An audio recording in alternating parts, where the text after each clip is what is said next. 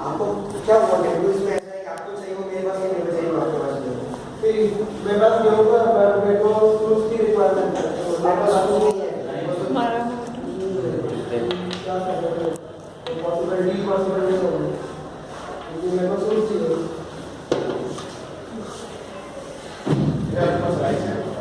Rice मेरे पास नहीं है, पर राइस मेरे पास है, और मेरे पास शूज है, शूज तो मेरे को चाहिए, ये राइस है। तो ऐसा करते हैं अपन 3 एक दूसरे से एक्सचेंज कर लेते हैं। हाँ ये चलेगा। तो आप लोगों ने इस सेक्शन में देखा कि इन लोगों ने अपने आसपास में ही सामान चेंज कर लिया। ये था एक बार्टर सिस्टम का जो पहले के जमाने में हुआ करता था।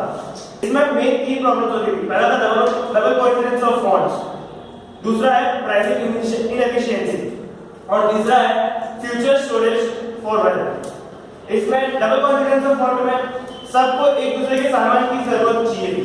प्राइसिंग इनएफिशिएंसी में एक लिस्ट बनती थी कि भाई एक असम्पशन लेते हैं कि उसके पास शूज है, इसके पास राइस है, तो एक पैर ऑफ शूज में कितने राइस देगा, 1 किलो चावल, 2 किलो चावल, कितने राइस देगा, तो वो एक प्राइसिंग इनएफिशिएंसी बढ़ जाती है। और बात करते हैं फ्यूचर स्टोरेज। फ्यूचर स्टोरेज के लिए हमारे पास कुछ सामान ही नहीं था। अगर हमारे पास कुछ बीच में हो तो हम लोग फ्यूचर में स्टोर करके रख सकते हैं, पर वो नहीं, तो उस चीज के लिए हम लोगों ने फिर कैश इन्वॉल्व किया। कैश क्यों इन्वॉल्व किया कि भाई एक ऐसी चीज जो मतलब ट्रांजैक्शंस हो तो इजीली हो, उसका कोई मतलब हो और उसके बीच में हम लोग फ्यूचर में उसको स्टोर कर सके, डबल कोइंसिडेंस ऑफ फॉन्ट्स ना हो और प्राइसिंग इनएफिशिएंसी ना हो। प्राइसिंग इनएफिशिएंसी कैसे रिलीज होगी, उसकी कुछ वैल्यू हो जाएगी, एक ऐसी चीज जिसकी कुछ वैल्यू हो, तो कैश पे ट्रू हुई। वो भी हम आपको अभी यहाँ पे दिखा देते हैं कि प्राइसिंग इनएफिशिएंसी किस हिसाब से होगी। प्राइसिंग इनएफिशिएंसी क्या कहते हैं? तो लास्ट आप लोगों ने देखा कि हम लोगों ने डील कर लिया, उसके बाद चलो ठीक है ये तो हो गया, पर आपके दूसरे बदले कितनी बीट मेरे को देनी पड़ेगी वो सब मेरे को पेमेंट चाहिए, बट मैं आपको कितना राइस दूं, आप लोग कितना पेमेंट दोगे, ये तो लिस्ट में चेक करना पड़ेगा। तो लिस्ट,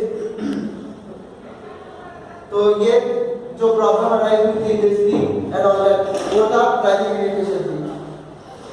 तो ये जितना भी केस था ये बार्टर सिस्टम के ड्रॉबैक्स में से था। अब जो आएगा कैश इन्वॉल्वमेंट का होगा। और कैटेगरी होता कि हमारे पास कैश स्टोर करने के लिए कुछ नहीं था। अब जैसे एग्जांपल हम लोग सपोज करते हैं कोई सर्विस सेक्टर में काम कर रहा है, कोई लेक्चरर है, तो वो लेक्चरर अभी केपेबल है कि वो लेक्चर दे सकता है, पर फ्यूचर में 10 साल के बाद वो रिटायर हो जाएगा या फिर वो लेक्चर देने के काबिल नहीं रहेगा, तो उस टाइम पे वो क्या करेगा। इसके लिए ये प्रॉब्लम आया कि इसमें फ्यूचर वेल्थ स्टोर करने के लिए कुछ कॉमन यूनिट चाहिए और इसके अंदर इन्वेंशन हुआ बनेगा। कुछ भी एक ऐसा प्रोडक्ट चाहिए जिसके थ्रू हम लोग एक्सचेंज कर सके, वो समथिंग वो जो चीज था वो नहीं बनी। अब मनी का एड स्टार्ट करने से पहले मनी का एड स्टार्ट करते हैं, तो उसके लिए शुभम गोयल एक कस्टमर बन के आ रहा है लैंड के लिए, प्रॉपर्टी के लिए, और शुभम जी उस प्रॉपर्टी का डीलर है।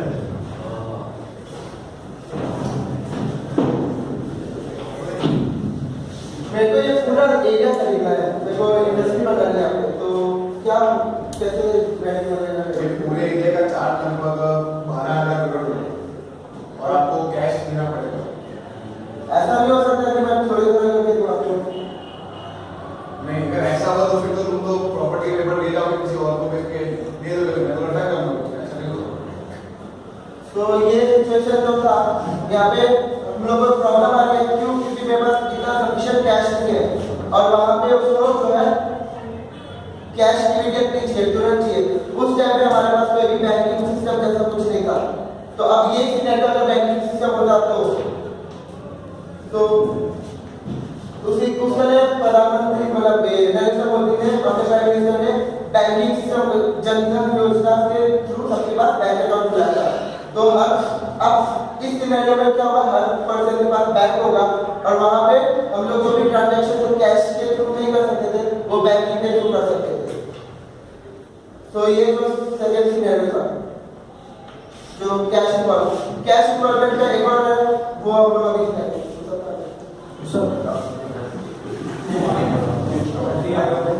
तो यहाँ पे अभी दूसरा जो है ऑटो ट्रेवल कर रहा है और बसों की जरूरत नहीं।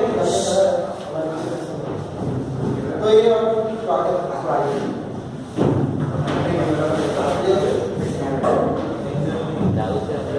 और यहाँ पे एक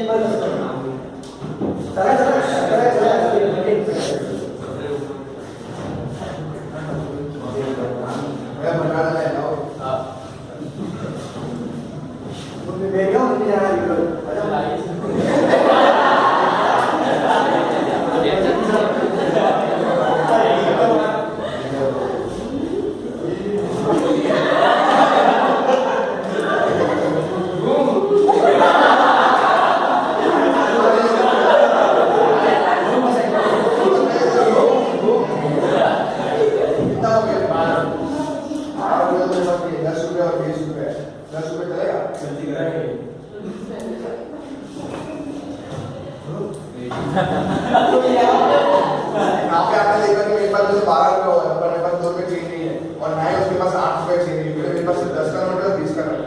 तो इसमें या तो उसको लॉस करना पड़ेगा या फिर मुझे लॉस करना पड़ेगा 2 रुपये या 8 रुपये। सिमिलरली अगर से एक ऑटो वाले की बात है और अपनी कंट्री में बहुत सारे ऑटो वाले और छोटे छोटे मिलके जैसे हम सब जानते हैं कि बूंद बूंद से सागर बनता है, छोटे छोटे लॉस से बहुत ज़्यादा लॉस हो सकता है। अब इसके अंदर गवर्नमेंट ने डिजिटलाइज किया, इसके अंदर ई-वॉलेट का एक कंसेप्ट बीच में लाया जिसके अंदर से 500 और 1000 रुपीज के करेंट नोट्स को मार्केट से ले लिया गया। और जब ये परफॉर्मेंस हुआ था, सेक्शन एग्जीक्यूट हुआ था, उस टाइम पे 80% ऑफ कैश था 500 और 1000 के नोट में। तो इससे क्या हुआ, वो सारे करेंसी थे, हेवी करेंसी, वो सारी बैंक में डिपॉजिट हुई। अब इसके बाद गवर्नमेंट ऑल्सो उसको डिजिटल इंडिया को भी प्रमोट कर रहे हैं, तो उसके अंदर हम लोग सब ई पेमेंट कर सकते हैं, जैसे कि ई वॉलेट वगैरह है। अब सेम केस में अगर मेरे पास पेटीएम है, सब कुछ चूज करो ई वॉलेट से, तो मैं उसको ट्रेवल भी इजीली दे सकता हूँ और वो भी बिना चेंज के हमारा इजीली सॉल्व हो जाएगा। तो ये था डिमोनेटाइजेशन का एक पूरा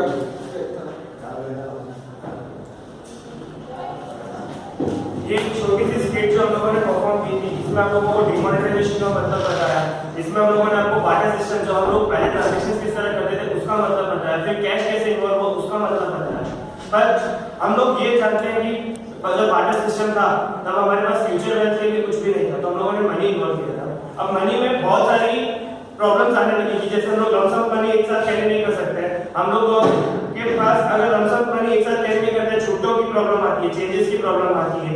फिर अगर होता भी है तो ब्लैक मनी की सेविंग्स में हमारे पास सेविंग्स में काफी लोगों ने लालच की वजह से ब्लैक मनी इकट्ठी करके रख रखी। तो ये जो 3 चेंजेस हुए, इसके लिए गवर्नमेंट ने डिमोनेटाइजेशन किया, 500,000 रुपीस की नोट बंद करी और फिर लेकर आए वो लोग digital money. Digital money implement करने में थोड़ा टाइम लगेगा, बट ऑब्वियसली वो आगे जाके जिस तरह मनी इन्वॉल्व हुआ है हमारी लाइफ में, उस तरह डिजिटल मनी भी इन्वॉल्व हो सकता है। तो हम लोगों ने इस स्किट से वही आप लोगों को समझाने की कोशिश की है कि भाई आप लोग मनी को इस तरह इन्वॉल्व कर रहे हो, उसी तरह डिजिटल मनी की तरफ भी बढ़ो। Thank you. पर्टिकुलर चीज देखें कि ई-कॉमर्स में इफेक्ट क्या है, सिंपल चीज है। फॉर एग्जांपल मैं कोई शॉप के अंदर जा रहा हूँ, बहुत लंबी लाइन वगैरह है और मुझे कोई चीज लेनी है, मेरे पास ओल्ड का करेंसी नहीं है, फिर लोगों को क्या करना पड़ेगा, बैंक में जाना पड़ेगा, करेंसी को चेंज करना पड़ेगा, उसका हमने वो चीज पर्टिकुलर बाय करना हो। तो पर्टिकुलर ई-कॉमर्स के साथ आप लोग देखो बहुत सारी वेबसाइट्स वगैरह हो गई, फॉर एग्जांपल पेटीएम। तो मेरे को अच्छा वो लंबी लाइन में खड़े रहे, बैंक की लाइन में खड़े रहने के बाद वो चीज परचेस करूं